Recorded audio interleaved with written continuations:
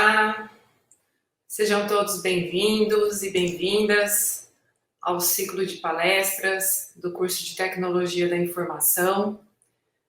Para quem não me conhece ainda, eu sou a professora Graziella, eu estou como coordenadora do curso de Tecnologia da Informação, sou graduada, mestre e doutora em Ciência da Computação e sou professora da Faculdade de Computação.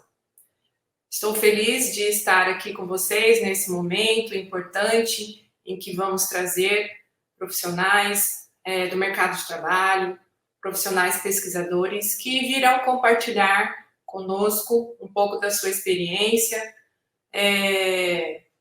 trocar um pouco, dos aprendizados que já tiveram na sua carreira e também responder um pouco aos anseios de vocês que estão em formação, que já vislumbram, uma carreira, e aí vocês vão ter um momento em que poderão compartilhar das suas angústias, das dúvidas, das curiosidades que queiram saber dos nossos convidados. A nossa convidada hoje é a Julia Bourdignon. Ela é mestra em Engenharia de Computação. Sua pesquisa explorou o uso de inteligência artificial no entendimento das relações de gênero na tecnologia. Ela é desenvolvedora back-end, fundadora do Space Code. Ela é desenvolvedora de software com experiência na linguagem C# e tem familiaridade com outras linguagens orientadas ao objeto. Ela já trabalhou com .NET, Framework.NET, NetCore, Entity Framework, ASP.NET e também trabalhou com sistemas gerenciadores de banco de dados como Postgres, SQL Server e também MySQL. Ela busca, através da criação de seus conteúdos, impactar vidas de forma positiva com rompimento de barreiras e empoderamento tecnológico, reconstruindo a área tecnológica como um espaço acessível e pertencente a todas as pessoas. Seja bem-vinda, Julia. Nós teremos um tempo de 40 minutos para você expor sua fala. Depois, teremos um momento de perguntas, onde todos que estamos assistindo poderão enviar suas perguntas ao longo da palestra, pelo chat, e depois, à medida do possível, faremos um momento de conversa com a Júlia. Olá, muito obrigada, prof. Muito obrigada pelo convite. Boa tarde para o chat. Para aqui, pelos meus lados, já é quase boa noite. Nós temos aí uma diferencinha de fuso horário. Eu estou no Rio Grande do Sul, horário de Brasília. E eu quero saber onde é que vocês estão falando. Vai usando muito o chat aí, vai mandando pergunta. E muito obrigada pelo convite. Bora fazer muita troca de informação, porque eu sei que tem muita gente querendo ser programador e está em dúvida sobre qual linguagem de programação escolher. Bora lá, galera. Então, hoje eu vim trazer aqui um pouquinho sobre os erros e acertos que eu tive durante a minha trajetória como desenvolvedora, que não é pouca, a prof já deu a introdução ali, já trabalhei com todas as plataformas de net, com todas as versões de C#, já trabalhei com diferentes linguagens, e isso já nos leva à primeira reflexão, né? Tecnologia é uma área com infinitas possibilidades de atuação, tem muita possibilidade de linguagem, e quando a gente pensa em entrar na área, é muito comum a gente se sentir super perdida, né? Não sei qual linguagem, qual área, qual carreira seguir, e já para deixar vocês um pouquinho mais tranquilas, eu queria dizer que eu levei pelo menos uns 2 anos estudando programação, até de fato conseguir programar com autonomia. E eu não quero dizer isso para te deixar triste, mas para te contar que cada um tem o seu tempo e que a gente não pode se comparar com diferentes pessoas, diferentes momentos. Às vezes a gente vê muitas pessoas falando: entrei na faculdade e já comecei a programar, ou comecei a estudar, em 6 meses eu já estava no mercado. Eu não, diferente de outras pessoas, eu tive uma trajetória bem mais lenta dentro da programação, eu fui ter contato com a tecnologia somente quando eu entrei na graduação. Eu não sabia nada de programação, não sabia nada de tecnologia, eu nem sabia que era possível trabalhar com tecnologia, porque eu sou nascida no interior do Rio Grande do Sul, então eu vim do campo, e lá a gente não fala muito sobre as possibilidades de carreira em tecnologia, era mais visto como um lazer. E isso já nos leva à nossa lição número 0, né? Não comparar os nossos bastidores com o palco de outras pessoas. É muito importante que a gente respeite o nosso processo de aprendizado quando se trata de programação, de tecnologia, respeitar que cada um tem o seu tempo, bem como a Bia falou ali no chat, temos cada um o seu tempo, o nosso movimento, o nosso processo para aprender programação.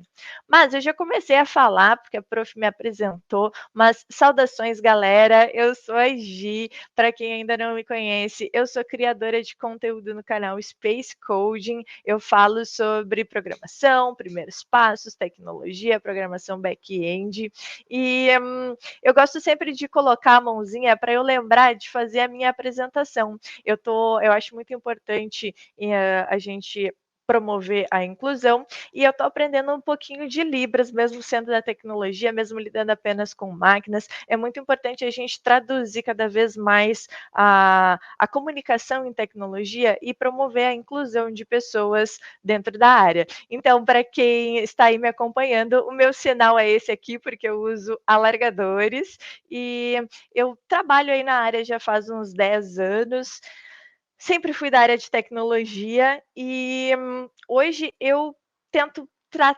traduzir os termos técnicos, tipo como a Mônica falou. Logo no início eu não sabia quase nada, e todo mundo que falava sobre tecnologia me fazia me sentir uma pessoa burrinha, mas burrinha é uma palavra forte, eu só não sabia nada mesmo, e as pessoas estavam usando uma linguagem muito técnica, muito inacessível, e eu me sentia perdida, eu achava que o negócio não era para mim, eu pensava que o negócio era só para gênios, mas quando a gente olha assim, né, nos perguntam lá quando a gente é criança, o que que a gente quer ser quando crescer? Eu mesma nunca tinha pensado na carreira em tecnologia, mas, quando me perguntavam, eu respondia: "Quero ser professora, quero ser médica, quero ser contabilista, advogada", essas coisas, essas carreiras que iam me atravessando. Só que conforme eu ia me relacionando com o mundo, eu ia percebendo diferentes possibilidades de carreira, né. Então, cada vez que eu via, principalmente uma mulher sendo incrível em uma carreira, eu ficava super inspirada. Mas nem sempre eu tive, na verdade, para não dizer nem sempre, eu nunca tive uma referência de mulher na tecnologia e muito menos de pessoa em tecnologia. Eu não conhecia ninguém que mexia com computador, que tinha computador, que sabia programar, que tinha, sabe, que trabalhava com tecnologia.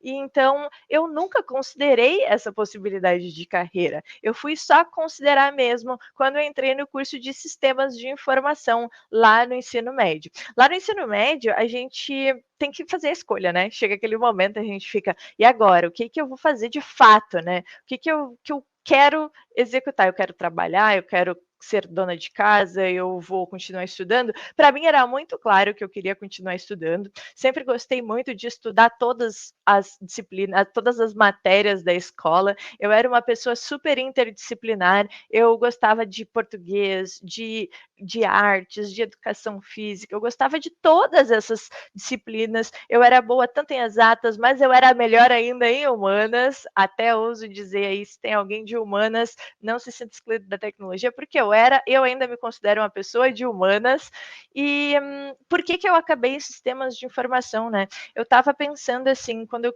estava saindo da escola, eu pensava, poxa, eu não quero perder isso de de ser uma pessoa transversal, de ser uma pessoa criativa, de ser uma pessoa que gosta de explorar diferentes possibilidades de carreira, de ser essa pessoa que gosta de navegar entre todas as disciplinas. Eu preciso de uma carreira que me permita continuar explorando, continuar tendo criatividade. Só que quando eu olhava, vou fazer física, poxa, eu não quero só estudar física por 5 anos. Vou fazer letras, não quero estudar só letras por 5 anos. E aí eu tropecei no curso curso de tecnologia, nos cursos de tecnologia. E quando eu visitei os cursos de tecnologia, sabe o que me chamou a atenção? Eu já tinha tido uma experiência meio negativa com tecnologia, porque eu tinha feito um curso de redes, e aquele curso de redes foi meio traumatizante, porque era épocas em que a internet, 2012, 2011, que foi quando eu estava me formando, as redes sociais estavam estourando, mas a gente ainda não tinha essa coisa da possibilidade do protagonismo na criação da tecnologia. Então, quando falava-se em produzir tecnologia, eu pensava que era algo muito distante, que eu não conseguia materializar, né? E aí, naquele curso de redes, estudando protocolo, programação de baixo nível, programando microtik, configurando servidor, e eu nunca vi uma aplicação prática, palpável, eu pensei, nossa, tecnologia nada a ver, nem quero. E aí eu achava que tecnologia era sobre aquilo. Então, foi quando eu visitei uma banquinha de cursos de sistemas de informação que eu comecei a trocar ideia com a galera veterana. E ali eu vi que tinham diferentes perfis de pessoas, que foi o que me chamou a atenção. Tinha um grupo de pessoas que estava estudando antropologia e tecnologia, ou seja, elas estavam pesquisando coisas na área de inteligência artificial, e só isso já me chamou a atenção pra caramba, porque eu gostava muito de humanas na época, e ter a possibilidade de trabalhar com uma carreira de humanas desejada pelo mercado de trabalho e que fosse além dos estudos teóricos, já me brilhou a possibilidade, porque eu não queria muito bem ser professora. Essa é uma coisa assim que eu ficava, gosto de história, gosto de antropologia, gosto de sociologia, mas eu não queria ser uma pessoa teórica, uma professora de sociologia. Eu queria usar esses conhecimentos na prática. E ali aquilo já me despertou atenção. Tinha uma galera pesquisando inteligência artificial que é super conectada com a área da antropologia.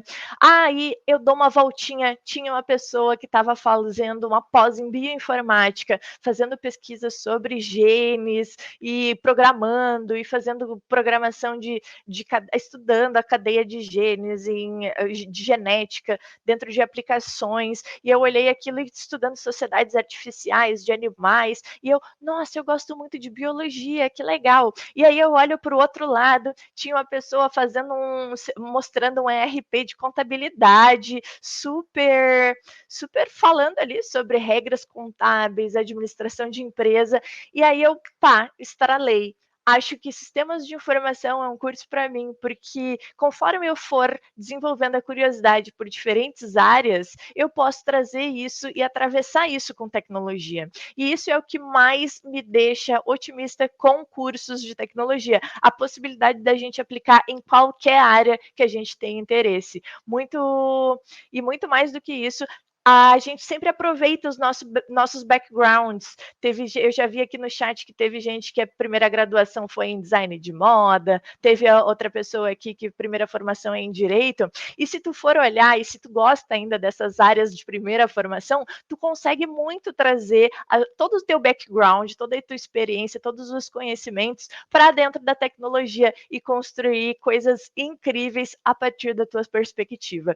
Então, tecnologia é transversal, não é só para quem é de humanas, não é só para quem é de exatas, é para qualquer pessoa que queira construir tecnologia. Só que legal, né? Júlia não sabia nada sobre programação, nada sobre tecnologia. Agora, né, escolheu essa carreira, vai ter que descobrir. E foi isso que eu fiz. Essa é uma carreira nada linear. Eu sempre fui da área, profissionalmente, sempre fui da área tecnológica, mas nem sempre eu fui da programação. Eu tive que explorar todas as possibilidades de carreira. E já que eu já tinha um curso ali super próximo da área de redes, né? Eu já tinha tido ali também hardware. E aí eu pensei, vou começar pela área que ali eu já tenho uma certa afinidade, vai que, né? E logo no primeiro semestre já fui atrás de estágio, já fui atrás de emprego na área e consegui um emprego como manutenção e suporte de computadores. Então a minha entrada oficial na área de tecnologia foi no curso de sistemas de informação, explorando a carreira de arrumar computador. É o famoso TI, tudo incluso, arrumava de tudo, estava bem mais próxima da eletrônica, da manutenção de hardware hardware do que qualquer outra coisa, mas foi uma ótima porta de entrada para mim. E dentro do hardware, eu passei o primeiro ano ali me desenvolvendo naquela disciplina de algoritmos 1, algoritmos 2, só que enquanto isso eu estava ali arrumando computador, arrumando impressora, arrumando televisão da minha avó. Eu lembro que tudo que estragava dentro de casa virava minha responsabilidade, e eu adorava isso, porque eu era uma pessoa curiosa, eu achava que tecnologia era um pouco sobre isso. E aí, legal, só que eu comecei a pensar: "Será mesmo que é isso?". Eu queria, né, explorar melhor, mas não estou gostando de arrumar, só arrumar coisa, só arrumar coisa. Parecia que eu estava legal no início, foi uma curva legal de aprendizado, mas depois as coisas pareciam que se tornavam sempre a mesma coisa. Eu queria explorar coisas novas, eu achava que tecnologia dava para ir mais além. E aí, de fato, eu consegui uma vaga com redes, então por muitos anos não, mais 1 ano e meio aí eu fiquei crimpando cabo de rede, passando rede, montando infraestrutura de rede, configurando servidor, trabalhava naquelas salinhas de CPD. Para quem é mais antigo aí, nas empresas antigamente a gente ficava no subsolo das empresas, escondidinhos em uma sala chamada CPD, junto com os equipamentos de hardware, servidor. Então eu era a pessoa da TI que trabalhava nessa salinha escondida, era altos graus de verão, 40 graus, e eu com meu casacão, porque eu trabalhava sentadinha na sala do servidor, e que era tipo 10 graus. Muito engraçado. Vivenciei toda essa parte de redes, e foi ali que eu comecei a me aproximar do universo da programação de baixo nível, porque quando a gente fala de redes ali, a gente até muito superficialmente, a gente trabalha, às vezes, com programação em C, programação mais baixo nível, Pascal, ali a gente tinha umas coisinhas que a gente fazia umas automaçõezinhas, e aí eu olhei, olha, existe uma área aí, uma coisa legal, essa coisa de escrever códigos me atrai. E então eu consegui encontrar aí a carreira de design. Foi nessa sequência. Então eu pulo de redes para design e vou assembly, como o Marcos disse, mexi com assembly muito brevemente, Marcos, muito breve, foi o suficiente para me traumatizar. E aí consegui uma vaga de design, porque na faculdade, simultaneamente, eu estava aprendendo HTML e CSS. Então eu já consegui logo uma colocação com estágio de design. E ali no design, ilustrando, fazendo protótipos de tela no Corel Draw. Eu fazia no Corel, gente, socorro. Hoje a gente tem Canva, tem Figma. Eu fazia super manualzão, porque era a única ferramenta de design que eu conhecia. Então eu desenhava sites, desenhava os banners, e aí eu unia minhas skills de HTML e CSS, faziam sites que chamaram a atenção da primeira pessoa que foi me contratar. Só que logo que eu entrei no design, começou essas coisas de front-end. Eu comecei a ter contato para além do HTML e CSS, e comecei a explorar minhas skills ali com JavaScript. Só que comecei a codar front-end, era uma possibilidade de carreira que me achei interessante, mas para ser uma boa front-end, eu não podia ficar só no código do front-end esperando as demandas chegar. Eu tinha que estudar o UX, o UI, experiência de usuário, design de interface. E aí a gente vê que a minha curva cai, porque eu começo a ficar triste. Não é isso que eu quero estudar. Eu não quero estudar experiência de usuário, eu não quero ficar estudando teoria de cor, design de elementos. Não estava me deixando muito satisfeita essa carreira. E aí eu fui para a área de produto, consegui ali uma colocaçãozinha, colei com a galera de produto, que fazia levantamento de requisitos junto com o cliente. E aí a importância da gente se manter atento, com olhos atentos para todas as possibilidades de carreira que existem dentro de uma empresa. A empresa que eu trabalhei com a experiência de front-end era super pequenininha, então eu tinha essa facilidade e era presencial. Então, quando eu estava com as demandas de front pronta, eu ia lá na galera de produto e tirava dúvidas. O que vocês fazem? Como é que vocês fazem? E aí, eventualmente, consegui transitar para a área de produto. Na área de produto, fui voltando a desenvolver esse interesse de novo pela área. Então, eu estava lidando com o cliente, desenhando produtos para inovar, tirando ideias de novos módulos para a gente desenvolver. Aí, eventualmente, por ter conhecimentos técnicos em front-end, eu comecei a escrever histórias para os desenvolvedores. E isso me fez me tornar uma analista. Então, eu fazia análise de requisitos, tinha já esse jeito de falar com o cliente, entender as necessidades do cliente, e também tinha um pouco do técnico que eu vinha desenvolvendo junto com a graduação, então eu conseguia traduzir as necessidades dos clientes em demandas de desenvolvimento. Aí me tornei tech lead, daí a minha carreira começa a ir para baixo, porque eu não gostava muito da área de gestão, então nossa, Tech Lead foi, assim, um momento errado para minha carreira, experienciei a área de gestão sem ter muita maturidade. A gente está falando aqui, eu tinha 17 anos no máximo, porque eu concluí a graduação com 21. Então eu entrei com 16, 17, concluí com 21. Então eu era muito imatura para gerir um time, não tinha muita habilidade técnica para lidar com pessoas, para tocar produtos. E aí aquilo foi me frustrando, eu queria voltar para o desenvolvimento e conseguir me encaixar em uma vaguinha de full stack. No full stack, ali eu me joguei. E ali eu já estava ali reta final da graduação, com 19, 20 anos, e como full stack, eu estava mais atuando com back-end do que com front-end. E no full stack foi quando eu tive o contato de fato com back-end e também com a reta final da graduação. Eu já tinha todo o fundamento da programação, eu já tinha todas as bases, já tinha tido disciplina de banco de dados, já tinha tido disciplina de algoritmos todos, já tinha tido todas as disciplinas básicas e eu já estava com um conhecimento bom em programação.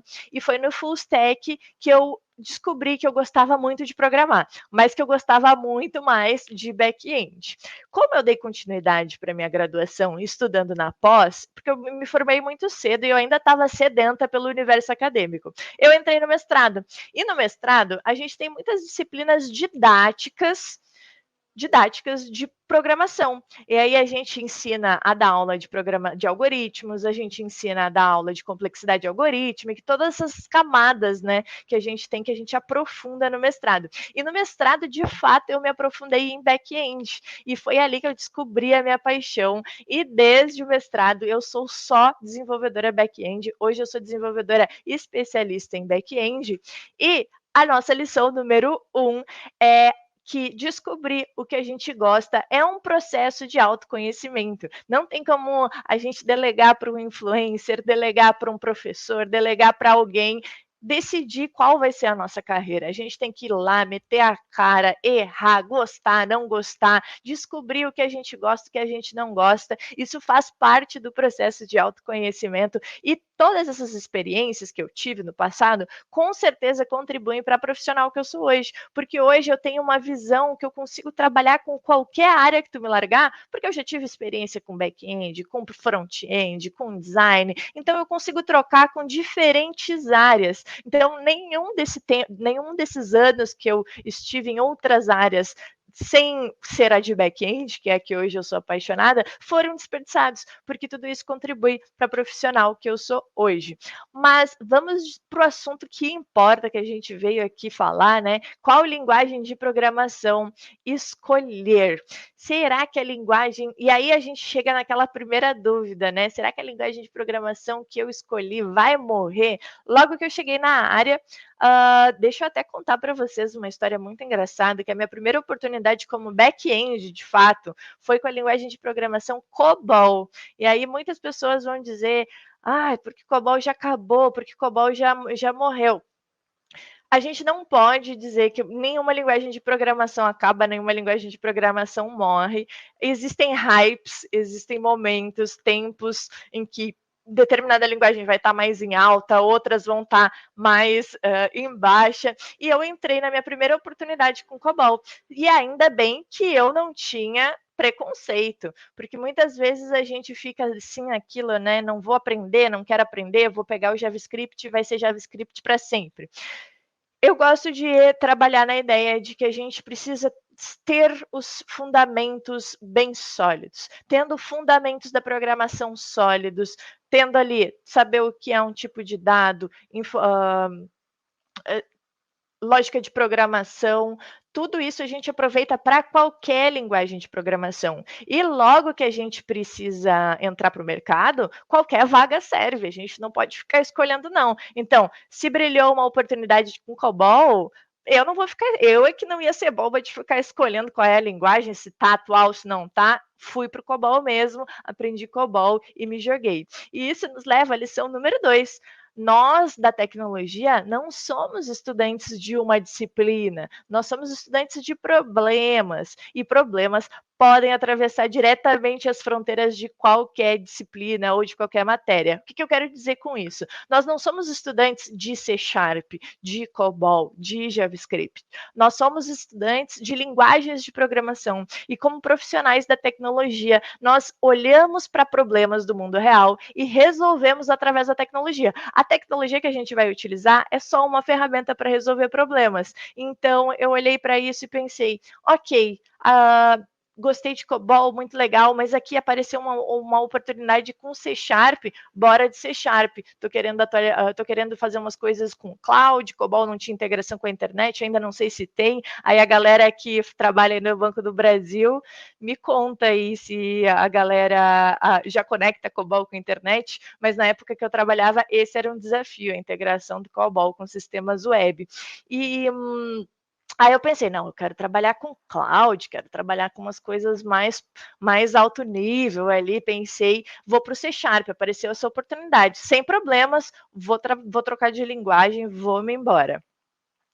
E aí, eu encontrei um desafio, né? Eu sabia o C Sharp que eu aprendi na faculdade, o C Sharp que eu aprendi no cursinho. Mas quando eu fui para o mercado de trabalho, me largaram para fazer manutenção no sistema de C Sharp. E aí eu paralisei, assim, aquele sistema que eu olhei, eu fiquei tão em choque que nem parecia ser C Sharp, parecia que tudo que eu estava estudando não fazia sentido. Será que eu estava estudando certo? Será que eu não conseguia? Será que eu não ia dar conta desse desafio? E aí eu pensava, programar é muito difícil, meu Deus, eu fiz mestrado e eu não consigo, isso não é para mim. Só que eu não estava tendo a visibilidade de que eu estava enfrentando a complexidade de um sistema completo. Cursos, graduação, todas essas coisas que a gente faz para a gente se capacitar em cenários controlados não vão representar a complexidade de um sistema real. Eles nos preparam, nos dão a base para a gente saber perguntar, explorar com autonomia, mas um sistema pronto, às vezes é construído por uma pessoa que nunca viu uma linguagem de programação e resolveu escrever de qualquer jeito, qualquer código, ou uma pessoa que vinha de uma linguagem de programação que era totalmente estruturada, e aí começa a codar e bota esse sistema em produção, e esse sistema funciona, enquanto está funcionando o cliente está feliz. Então, muitas vezes a gente, em cursos e graduação, a gente vê cenários perfeitos, onde as coisas são nascidas em um lugar perfeito, com a orientação a objetos perfeito, com padrão de codificação perfeito, enquanto que no mercado de trabalho não é bem assim que a gente encontra. Às vezes as coisas são mais caóticas e programar me parecia ser muito difícil. Só que isso nos leva à lição número 3. Não existe área difícil. A gente não pode confundir familiaridade com inteligência. Que nem a amiga que falou que se sentia burrinha. Não, a gente não pode confundir familiaridade com inteligência. Ninguém nasce sabendo. Então, sempre que algo estiver muito difícil, é porque a gente precisa dar um passo para trás e revisitar as bases. Então, o que eu fiz quando eu enfrentei a complexidade daquele sistema difícil? Eu olhei, está me faltando alguma coisa, o que será? Será que é um conhecimento de framework? Será que é um conhecimento de alguma versão do C Sharp que eu não conhecia? E de fato era. Eu sempre estudei a última versão, as coisas mais recentes, o puro suco da minha stack. E aí, quando eu fui para o mercado de trabalho, estava tudo desatualizado, tinha sistema legado, como a prof me apresentou ali, eu já trabalhei com todos os formatos de sistemas legados, e aí eu pensei, não, então eu tenho que voltar um pouquinho, revisitar os fundamentos e aprender esse framework, aprender essa linguagem nessa versão mais legada. Porque não existe área difícil. Eu quero que vocês fixem isso na cabeça. Não existe área difícil. Quando está difícil, é porque nos faltou uma base. E a gente precisa ir atrás dessa base, porque ninguém nasce sabendo. Então, a gente tem por onde aprender. Se o negócio foi construído, tem como descobrir como ele foi construído, para desconstruir, para aprender, para continuar fazendo a manutenção.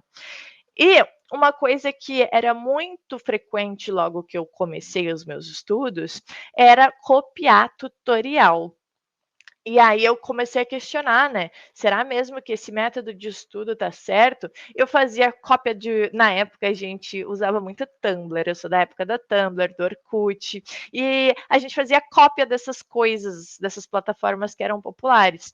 E os meus projetos, eles compilavam, então no meu portfólio estava lá Tumblr, cópia do Orkut, cópia de não sei o quê. Só que eu não entendia de fato as coisas que eu estava fazendo, porque eu só estava copiando tutoriais. E aí vem a nossa lição número 4. Só copiar tutoriais sem tentar praticar com autonomia não foi eficiente para o meu processo de aprendizado. Estude os fundamentos, pergunte o porquê. Se o professor está fazendo no tutorial ali uma classe e tu copia aquela classe e tu não entende o que aquela classe não está fazendo perguntas sobre o porquê, o que está acontecendo, por que eu estou colocando isso aqui, você está se colocando numa posição muito confortável. Tu tem que entender o que está acontecendo. Tu não é só uma máquina de copy-paste. Tu tem que entender, tu tem que cuspir códigos com autonomia, com entendimento. Então, sempre seja um ponto de interrogação. Se o professor está mandando eu botar uma classe aqui, por que eu tenho que botar essa classe aqui? Tá claro para mim? Por que eu tenho que usar esse método? Por que eu tenho que usar essas palavras reservadas? Faça essas perguntas, porque isso vai te ajudar muito no processo de aprendizado. E quando a gente fala, então, na escadinha do conhecimento, eu elenco uma ordem ideal, porque foi ideal para mim aprender back-end. A gente sempre começa pelos fundamentos, então não precisa tudo escolher já de cara uma linguagem de programação. Eu não sabia nada de inglês, inclusive eu era muito ruim em inglês, e por isso eu precisei começar os fundamentos da programação com o Portugal. Muitas pessoas julgam o Portugal, o português estruturado, que é uma linguagem de programação totalmente em português, porque ela não é possível desenvolver sistemas complexos, ela é uma pseudolinguagem, ela foi criada para fins didáticos, mas ela foi fundamental para eu entender o que é um loop, o que é um tipo de dado, o que é uma estrutura de dado. Então, eu desenvolvi todos os fundamentos com essa pseudolinguagem. E depois que eu entendi, internalizei os fundamentos da programação, eu escolhi uma linguagem de programação para estudar. Então, estudei com Portugal, fixei, já estou pronta para traduzir para o inglês em uma linguagem como C Sharp, o Java, o PHP, qualquer uma linguagem da tua escolha, faça isso. Aí, feito a fixação dos conceitos com fundamentos em Portugal, eu escolhi uma linguagem e passei para a linguagem de mercado, uma linguagem comercial. E aí, eu revisitei todos os fundamentos novamente com a linguagem comercial. Falando de back-end, é super importante que a gente consiga também fazer conexão com o banco de dados. Banco de dados, hoje a gente não consegue falar de back-end sem conectar ele com um banco de dados. Então, tu pode escolher qualquer linguagem de banco de dados. Eu sempre recomendo que comece com SQL, que é a amplamente utilizada, porque depois a gente vai ter outras variantes, aí a gente vai ter bancos de dados não relacional, mas isso tudo são coisas complexas. O mais popular é linguagens de SQL para banco de dados. E aprendendo SQL, tu vai ter pequenas adaptações de sintaxe de banco, seja para SQL Server, para Postgres, para MySQL. A base dos fundamentos do banco de dados é toda igual também. Então, aprendendo com SQL, tu consegue transitar por todas as linguagens de banco de dados relacionais. Outra habilidade muito importante para quem quer ser um desenvolvedor back-end, trabalhar com desenvolvimento back-end, é o consumo de APIs REST. Mais do que nunca, a gente tem vários serviços que coexistem em todos os cantinhos do mundo, da internet, e a gente se comunica através do protocolo REST.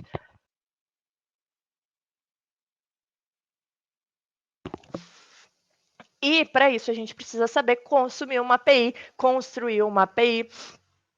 O Mauro perguntou sobre o NoSQL. Eu cheguei a estudar o NoSQL na graduação, mas admito que eu nunca utilizei no banco na prática de mercado, porque ele Existem nichos. Hoje eu trabalho com sistemas ERP legados, principalmente. E sistemas legados usam muito o SQL. O NoSQL, tu vai encontrar mais para esse lado dessas coisas de blockchain, dessas coisas, dessa outra área da programação.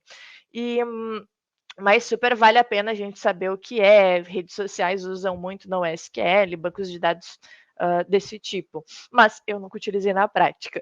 APIs REST são muito importantes, então estude APIs, adicione um framework, legal, já sei a minha linguagem de programação, já faço uma conexão com o banco de dados na mão grande, já faço uma comunicação com APIs REST na mão, já sei fazer.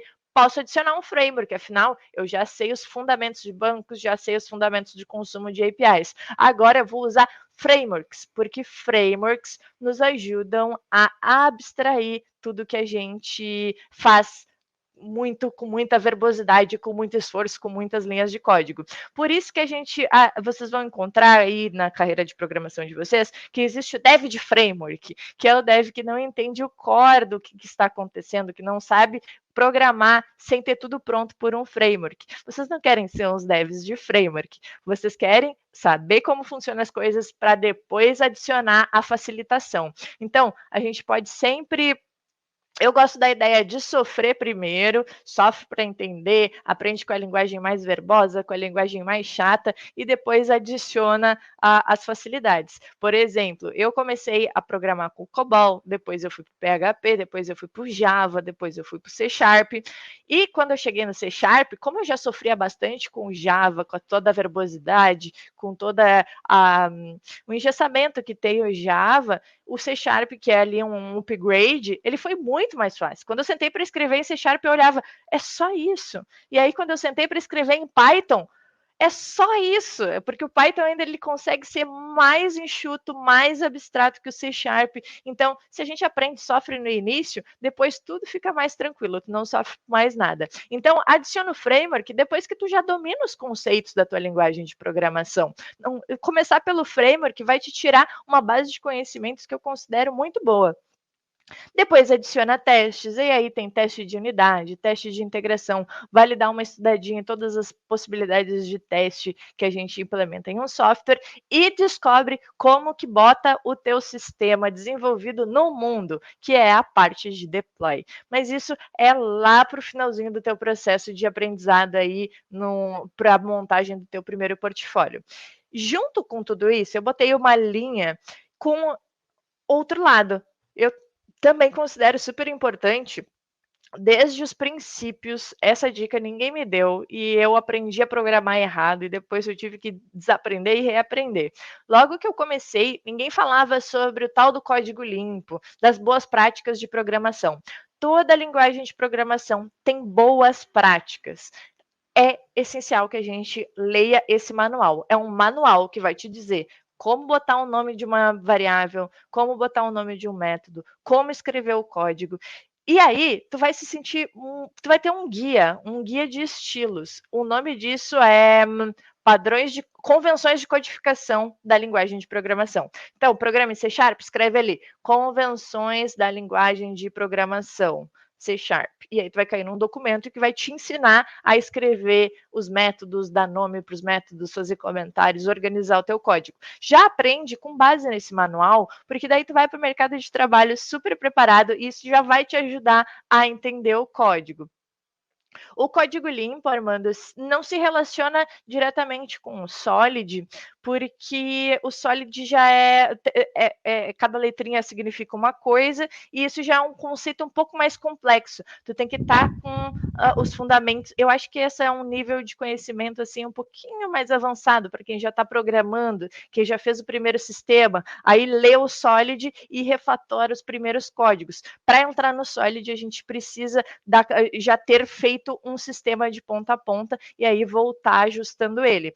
Super recomendo super digo que é importante estudar Solid, até porque vão cobrar ali para vagas de pleno, principalmente, mas é um conhecimentinho ali que a gente deixa para não confundir a galera que está começando, a gente não bota tanta complexidade. O código limpo, ele está mais relacionado a nomes claros, a códigos organizados, indentação, ele está mais na estrutura básica, não ser muito redundante, não fazer loop dentro de loop, dentro de loop, dentro de if, dentro de...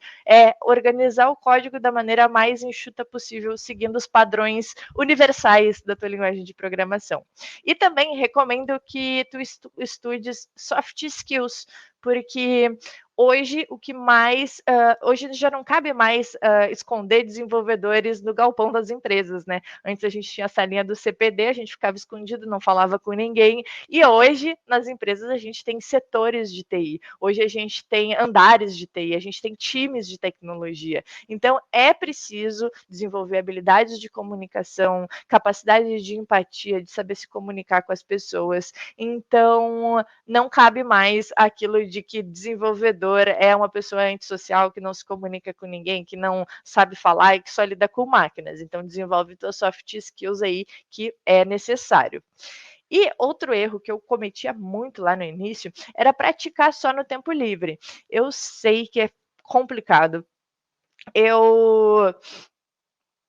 Logo que eu comecei, eu trabalhava, né? Eu sempre precisei trabalhar e estudava à noite. Então eu acabava que praticava só no tempo livre mesmo, que era o tempo sábado, domingo, feriado.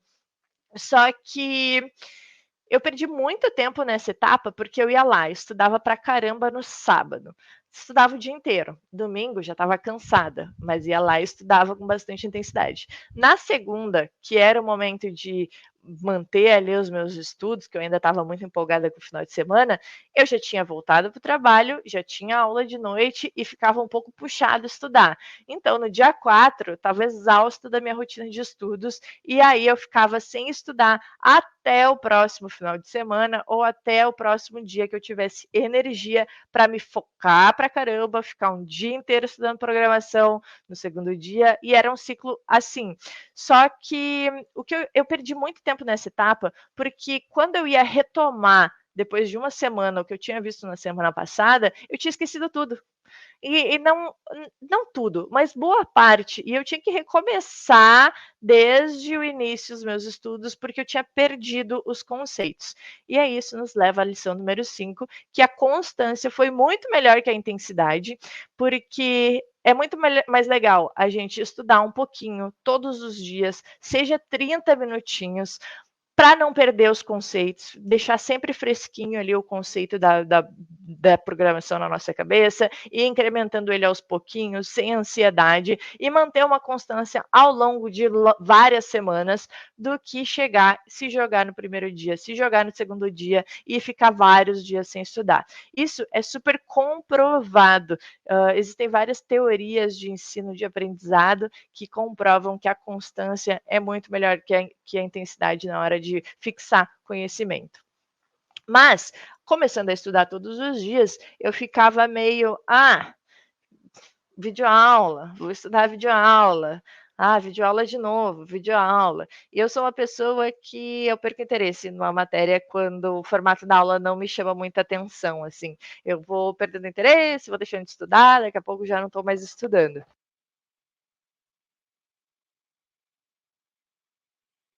Peço desculpas para vocês que eu estou um pouco gripada e eu estou com uma tosse ainda, mas bora lá.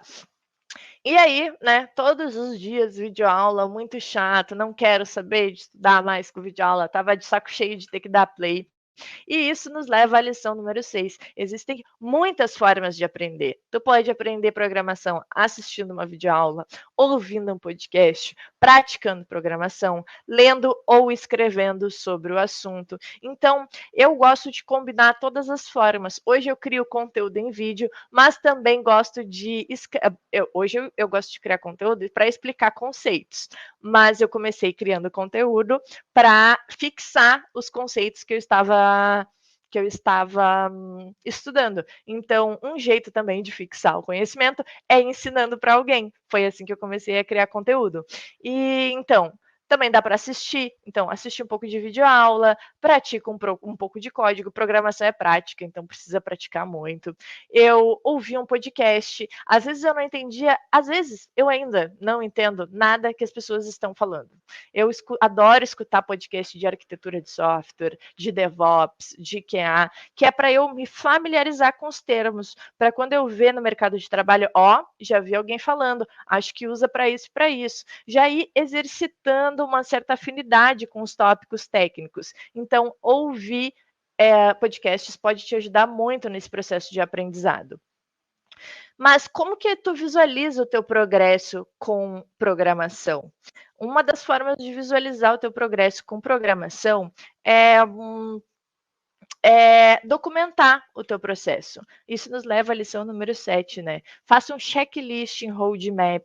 Então, escolheu a tua linguagem de programação. Legal. Uma dica para escolher uma linguagem de programação. Eu gosto de fazer 3 perguntas, né? A primeira pergunta é: o que me interessa dentro da área da tecnologia? Eu quero desenvolver jogos, eu quero desenvolver um site, eu quero desenvolver... O que eu quero desenvolver? O que me enche os olhos? O que me deixa feliz? Que me motiva a estudar? Jogos. Eu lembro que eu era jogos, queria desenvolver jogos. Eu jogava muito na época GTA, coisa arada, queria muito desenvolver o meu GTA. E aí eu lembro que C# e Java eram 2 linguagens que eram utilizadas no GTA, se eu não me engano. E aí eu pensei, tem aí essa possibilidade. Mas se tu pode querer desenvolver, resolver um problema da tua vida e tudo mais. A segunda pergunta que eu gosto de fazer é: quais são as tecnologias relacionadas a esse universo, desse problema que eu quero resolver? O que mais é utilizado? Aí eu olhei assim, o que mais é utilizado na área de programação de jogos é o tal do C#. Tem aqui um framework legal. E aí a terceira pergunta que eu fiz é: quais são as vagas que a gente tem no mercado? Aí eu fui para o mercado de trabalho falar com... Hoje a gente tem o LinkedIn, que é super acessível, mas na época eu pesquisava nos fóruns de internet o que estão usando para desenvolver jogos e ganhar dinheiro, qual é a linguagem mais utilizada, tirava essas dúvidas. E aí, feito isso, cheguei na linguagem de programação, montei um checklist e um roadmap de estudos. Então, fui lá, puxei tudo sobre a linguagem, comecei a montar um mapa, preciso aprender isso, aquilo, aquele outro, e ia dando um checklist conforme eu ia avançando. Por que é importante montar um checklist? Para a gente visualizar o progresso, porque logo que a gente está aprendendo programação no início, os primeiros passos, é tudo muito difícil. Os nossos passos são muito de formiguinhas, mas quando a gente vai olhar a longo prazo, depois de uns 5 dias estudando, tu vê que tu não percebe de forma prática uma evolução, porque tu não está construindo um super sistema imediatamente. Mas se tu olhar para o teu checklist, tu vai ver, poxa, já aprendi tipos de dados, já aprendi a percorrer estrutura de dados, já aprendi inteiros, strings, várias, sabe? Tu vai dando um check e aí tu vê o tanto de coisa que tu já aprendeu. Então, faça um checklist para te manter constante. Eu sei que é difícil de visualizar o progresso. Checklist vai te ajudar com a motivação. Tu não vai com um sistema pronto, mas tu vai ver todos os teus micropassos de formiguinha que tu deu, tu vai se orgulhar desse processo, tu vai visualizar o teu progresso. Outra coisa que eu faço para acompanhar o meu progresso na programação é resolver novamente os exercícios que eu já resolvi no passado. Vocês vão ter aula de algoritmos, vocês vão penar muito para resolver os primeiros exercícios, então vai ali, apanha para resolver um exercício. Mas volta daqui a um mês, continua com os teus estudos, tu vai resolver, eu tenho certeza que tu vai tirar de letra a resolução daquele exercício. Então, tu volta e resolve novamente o exercício e tu percebe que aquele exercício já é fácil para o teu nível de aprendizado, que tu progrediu tanto que tu resolveu em segundos o que tu levou muitas horas para desenvolver. Então, resolver exercícios vão te ajudar a perceber evolução. Faça isso. Programação é repertório. notório. Ninguém sabe resolver um problema até mergulhar, apanhar, aprender, resolveu. Resolveu o problema, tu já sabe resolver aquele problema. Agora tu já tem aquela solução no teu repertório de soluções. Nunca mais tu vai penar com aquele problema. É sobre isso. E conforme mais a gente resolve problemas, mais exercícios resolvidos, mais repertório a gente tem, melhor a gente fica, mais rápido a gente fica na resolução de problemas e melhor programador a gente se torna. Monta um portfólio. Ai, como eu queria ter o meu portfólio de júnior. Na época a gente gravava em DVD o portfólio, então eu não tinha um site no GitHub, mas eu amaria ver a qualidade péssima dos códigos que eu escrevi logo que eu comecei. Com certeza eles eram horríveis, e montar um portfólio é para a gente olhar para os nossos códigos ruins e perceber e tecer críticas sobre eles. É olhar para o teu código de ontem, e nada melhor do que olhar para o teu código de ontem e dizer: que droga, hein? Eu codo muito melhor hoje. Pô, eu poderia refatorar esse sistema e fazer um muito melhor. Então, isso também é visualizar o progresso. E tu também pode criar conteúdos sobre programação. Isso pode te ajudar tanto com visibilidade de recrutadores num LinkedIn da vida, numa rede social de networking, quanto te ajudar a fixar o conteúdo que tu está estudando. Então, eu dou essas dicas aí para documentar o teu processo, porque é importantíssimo documentar o nosso processo para a gente não desmotivar, e é muito fácil desmotivar, e é preciso celebrar cada vitória, cada passo que a gente dá. Então, celebre tuas conquistas, e se tu te desmotivar, aprender algo novo é sair da zona de conforto. Eu sei que é complicado, a gente tá ali se colocando na posição de quem ainda não sabe nada, totalmente fora da zona de conforto. É irritante, é estressante não saber nada, é irritante começar algo do zero. Mas se tu ficar muito triste, não conseguir avançar, estiver desmotivado, junte-se a uma comunidade. Vocês podem ter a comunidade da UFMS, onde vocês se apoiam, onde um tira a dúvida do outro. Existem várias pessoas criando conteúdo, existem várias comunidades online que com certeza vão te acolher. Inclusive, esse mês mesmo, eu estava aí em Mato Grosso com as gurias do Dev Test Girls, que é uma comunidade local. Assim, incrível, muito apoio, muito fortalecimento. Então, no momento que tu ficar triste, busca uma comunidade. Com certeza a galera vai te apoiar nessa jornada. E nós ouvimos constantemente que a tecnologia está construindo o futuro, mas que tipo de futuro é esse que não está incluindo todas as possibilidades de pessoas na sua construção? Para quem é que esse futuro está construído e como que nós podemos fazer parte dessa visão de futuro? A gente precisa aproximar cada vez mais a tecnologia de todas as pessoas, de todas as regiões do Mato Grosso do Sul, Maisie. Eu falei Mato Grosso, é o do Sul, do Sul.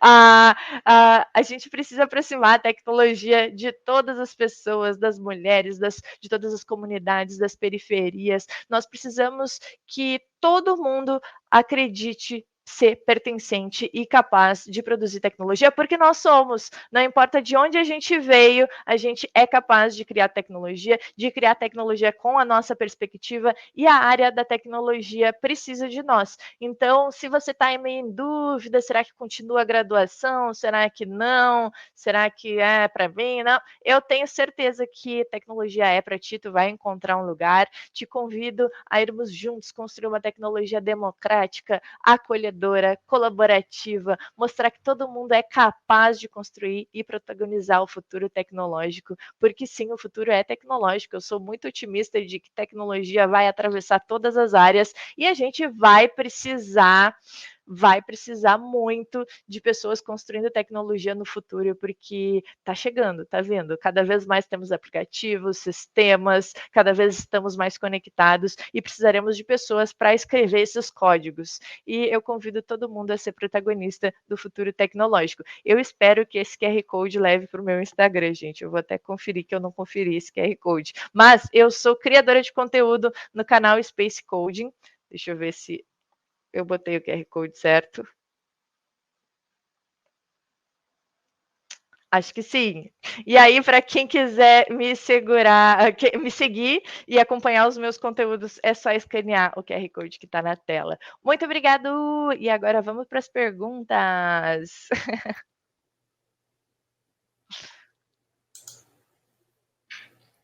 Agora sim, agora apareceu o QR Code. Júlia, que maravilha sua fala, sua palestra, os alunos, eu adorei. Comecei a te acompanhar depois que os alunos reportaram a mim, eles que te procuraram, alguns alunos, né, do curso de Sim, eu tecnologia te amei. procuraram, nós também. Foi muito rica a sua palestra, a sua experiência. É muito interessante que eu fui olhando aí ao longo da sua fala coisas em comum, né? Você disse que você não teve referência de mulher. Na maioria das vezes, né, as mulheres não têm uma referência de alguém na área. Hoje a gente até tem, mas no passado isso era muito difícil. Mas eu vejo também que talvez essa referência não seja só a ausência de mulher, mas até para pessoas que moram no interior. Você disse que era, né, do interior. Eu também sou do interior do MS, na época, já faz muito tempo, né? A gente não tinha tantas pessoas trabalhando na área. Outra fala importante que você colocou, a questão da interdisciplinaridade, né? Você passou aí por várias sub-áreas até se encontrar, né, no back-end. E também a questão da tecnologia está presente em todas as áreas. Você citou algumas, antropologia, né? Mas a gente tem estudos música e computação, biologia e computação, né? É interessante a gente conhecer, né, todas as sub-áreas em que a gente pode trilhar na carreira aí.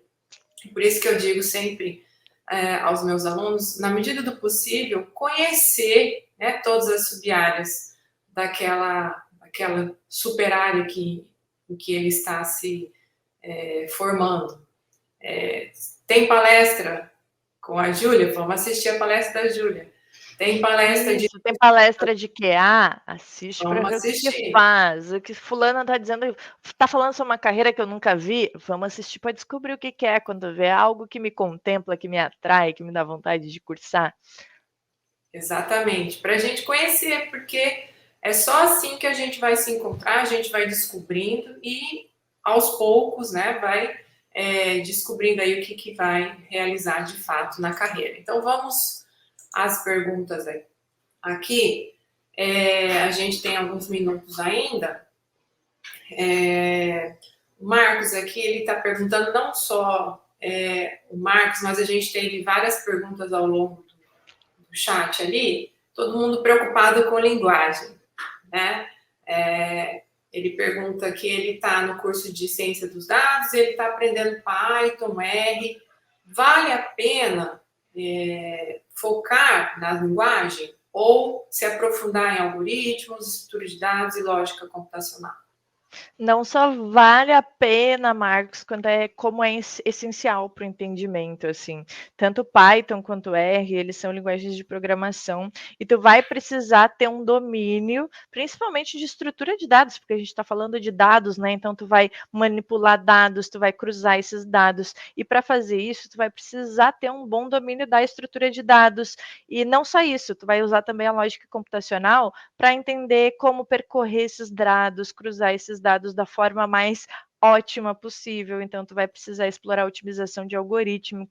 Então, sim, fundamental aprender e aprofundar esses conhecimentos. E aí, em algum momento aí você estava falando, creio eu, código baixo nível, e aí a Simone perguntou, não Sobre apenas low isso, code. low code, né? Como você vê as perspectivas dos sistemas low code nesse cenário? Como Bem, OutSystem? low code é a ausência de programação. É quase que. Hoje nós temos duas grandes movimentações: o low code e o no code. tanto um quanto o outro são duas movimentações naturais. Quando, por exemplo, a gente citou ali, brincou com Assembly. O Assembly a gente programava super baixo nível, onde a gente alocava o espaço na memória, dizia que queria botar uma variável ali dentro e que ali, sabe, era super complexo, super detalhista. Agora a gente tem uma movimentação para que as linguagens de programação fiquem cada vez mais abstratas. E aí, por exemplo, entra o C#, onde a gente já não precisa fazer essas reservas de memória que o nosso computador faz para a gente só precisa codar.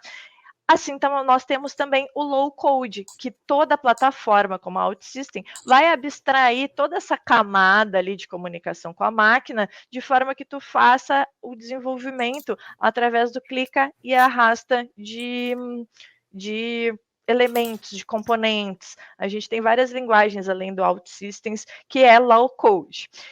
Quais são as perspectivas? Cada vez a gente ter mais facilitadores para a hora de desenvolver. Então, não existe melhor ou pior linguagem, não existe o dev verdadeiro e o dev fake, mas uma coisa em comum entre quem é do low code e quem é da programação na programação de linha de código 100% code é os conhecimentos em fundamentos de programação. Para te fazer um low code ou para te codar, tu precisa conseguir olhar para um problema do mundo real e representar ele em uma estrutura de tecnologia. Então, a minha visão sobre low code é que é muito legal, mas não dispensa a gente saber lógica, programação, algoritmos e ter essa visão computacional de resolver os problemas do mundo real com tecnologia. Não sei se respondi a tua pergunta, mas não vai na onda de quem diz que low code não é programação, porque também precisa de habilidades de programação. Se tu curte low code, te joga. Aí, quanto a escolha técnica, por exemplo, será que eu uso low code para resolver esse problema? Aí tu precisa debater com pessoas técnicas para verificar se o low code supre todas as especificidades do negócio. Hoje eu tenho clientes que utilizam low code em alguns módulos porque faz sentido, em outros é tanta personalização que não tem como usar low code, a gente precisa ir para o código mesmo, mas cada caso é um caso, tudo depende e existe mercado para tudo. Legal. Júlia, as pessoas estão perguntando bastante, para ser back-end, tem que ter experiência no mercado em front-end, e alguns falam já indicando Java é bom para ser back-end de início, para trabalhar? Bem, eu gosto muito de back-end, mas o caminho natural dos estudos em programação é começar pelo front-end. Por que eu digo que é um caminho natural? Porque no front-end a gente visualiza as conquistas. Aprendi um CSS. Uau, que bonito. Que bonito. Tu vai vendo a progressão, tu vai adicionando, vai enriquecendo com JavaScript, aí tu vai vendo visualmente o teu avanço. Por isso que o caminho natural é a gente começar por front-end e depois adicionar o back-end. Porque legal, front-end eu vejo telas, eu vejo coisas bonitas e eu vejo a progressão visual do meu código, mas e o back-end? Como é que eu vejo a progressão? Então é mais complexo da gente acompanhar ali que a gente está melhorando. Então é um caminho natural a gente ser front-end e depois ir para o back-end, que a gente vai, né, evoluindo nessa concepção de programação. Mas não precisa não precisa ter experiência no mercado. Mas eu gosto de dizer que seja full stack no início, é uma mensagem é uma mensagem que muitas pessoas vão dizer, Julia, o que tu está falando? Mas é que eu gosto da ideia da gente saber um pouquinho de front e um pouquinho de back, ser uma pessoa full stack e depois escolher em qual que a gente se aprofunda. Então, eu gosto da ideia do full stack para depois decidir se tu quer back ou front. E sobre a linguagem, qualquer linguagem é uma linguagem boa. Eu sou fã de Java, as pessoas são hater de Java porque ele é muito verboso, porque ele é pesado, mas assim, muito mercado de Java, principalmente Java, C#, tem muito mercado, e o que eu costumo dizer é, quando a galera tá jogando muito hate em uma linguagem de programação, a concorrência diminui, porque tem gente que vai só pela modinha. Então, enquanto as vagas de JavaScript estão lá 10 mil candidatos para uma vaga, as de Java estão com bem menos, porque galera tá aí disseminando que Java é uma linguagem ruim, e o que a gente quer é a primeira colocação no mercado. Então, se brilhar uma oportunidade, principalmente com sistemas ERP, tem muita oportunidade, banco tem muita oportunidade, esses aplicativos que a gente super utiliza no dia a dia, acredito que Uber, iFood, são todos, têm back-end com Java, pelo que eu vi numa feira de profissões aqui de um evento de tecnologia. Então, tem muito mercado para o Java e tem muito hater de Java. Então, eu acho que o Java é uma boa linguagem para começar. Ô, Júlia, você tem alguma dica para quem está procurando estágio? Ai, eu tenho. Procurar no mercado local. Eu não conseguia estágio. Não conseguia estágio em empresas grandes, principalmente porque eu era do interior. E aí o que eu comecei a fazer foi procurar no mercado local. Tipo, as empresas locais nem sabiam que era estágio, mas eu cheguei de porta em porta, assim, e eu disse: vocês não precisam de uma estagiária de programação? E aí eu oferecia meu trabalho. Então, não fica esperando abrir uma vaga. Se a empresa está com uma vaga, seja de pleno, seja de júnior, vai lá e oferece uma vaga de estágio, porque estagiário ele custa muito pouco para uma empresa, e às vezes as empresas estão procurando um profissional e elas não sabem que existe possibilidade de contratação de um júnior. Então, na minha primeira vaga de estágio como programadora, era uma vaga de júnior que estava aberta, aí eu fui lá, me apliquei, mas eu cheguei e falei sinceramente, não tenho nenhuma experiência, não sei programar na prática, assim, o que eu tenho é esse portfólio de projetos de curso, e eu queria mesmo era uma vaga de estágio para eu me desenvolver. Foi assim que eu consegui o meu estágio. A empresa nem sabia que ela ficou tipo, tá, mas o que é estágio?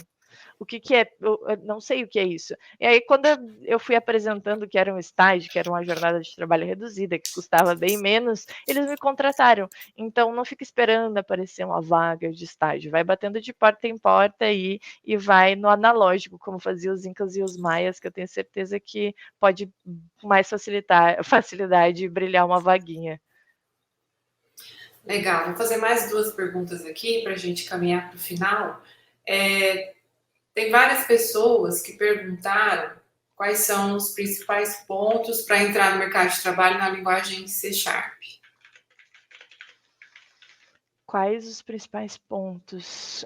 Para entrar no mercado de trabalho e trabalhar Eu com C#. acho que são aqueles que eu trouxe no slide, domínio do C#, pode ser qualquer versão, o framework .NET, que é o mais recente, que é o NetCore, que é antigo NetCore é .NET só, agora resumido.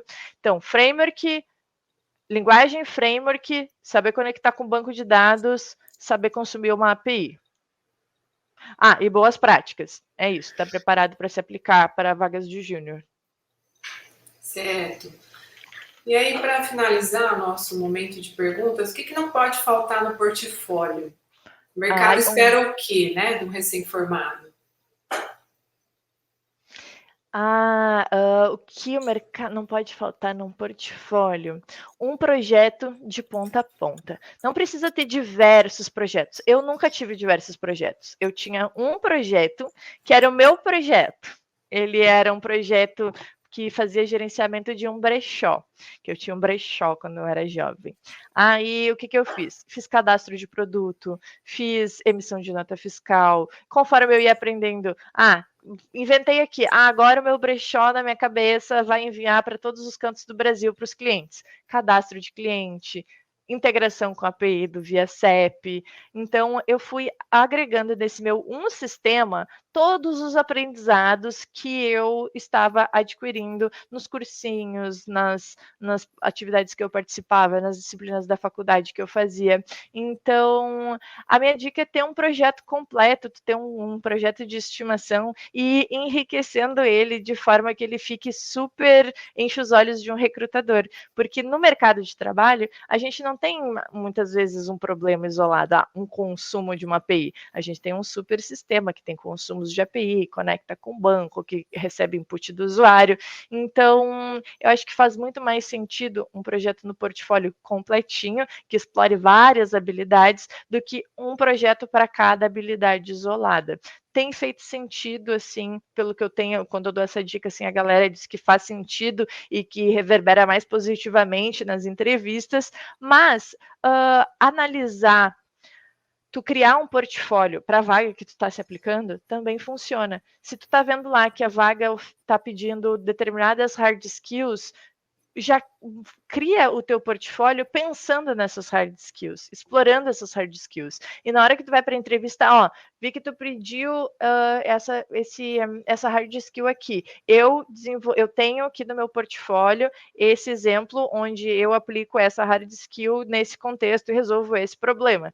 Então, personaliza também o teu portfólio. Se tu está com tempo para se dedicar, para se aplicar, cria portfólios que façam sentido com as habilidades que estão sendo cobradas. E isso aí eu acho que pouquíssimas pessoas fazem, e isso já vai te dar um super diferencial aí, um destaque na entrevista.